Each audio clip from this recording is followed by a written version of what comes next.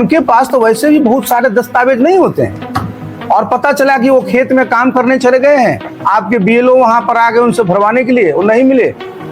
तो एक बात चुनाव आयोग को जरूर सुनिश्चित करना चाहिए। देखिए, फर्जी लोग का तो नाम कटे, उसमें किसी को भी आपत्ति नहीं होगी। अगर एक भी जेन्युइन वोटर का नाम कटता है जी, तो वोट देने का अधिकार हमारा फंडामेंटल राइट है और उसमें किसी प्रकार कि अगर कटौती कोई करता है तो वो लोकतंत्र के लिए अच्छा नहीं। और चुनाव क्यों कराया जाता है?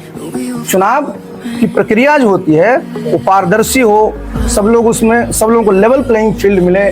जितने भी वोटर हैं सबको बताइए, जो सबसे बड़ा आदमी इस देश का है उसका भी एक ही वोट है, जो सबसे गरीब आदमी है उसका भी एक ही वोट है।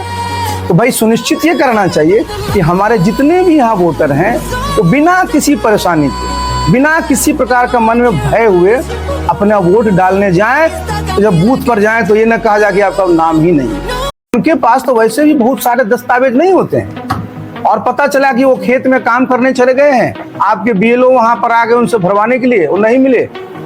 तो एक बात चुनाव आयोग को जरूर सुनिश्चित करना चाहिए। देखिए, फर्जी लोग का तो नाम कटे, उसमें किसी को भी आपत्ति नहीं होगी। अगर एक भी जेन्युइन वोटर का नाम कटता है जी, तो वोट देने का अधिकार हमारा फंडामेंटल राइट है और उसमें किसी प्रकार कि अगर कटौती कोई करता है तो वो लोकतंत्र के लिए अच्छा नहीं। और चुनाव क्यों कराया जाता है?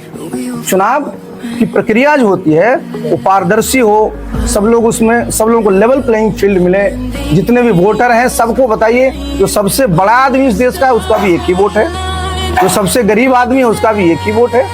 तो भाई सुनिश्चित ये करना चाहिए कि हमारे जितने भी यहाँ वोटर हैं वो बिना किसी परेशानी के, बिना किसी प्रकार का मन में भय हुए अपना वोट डालने जाएं।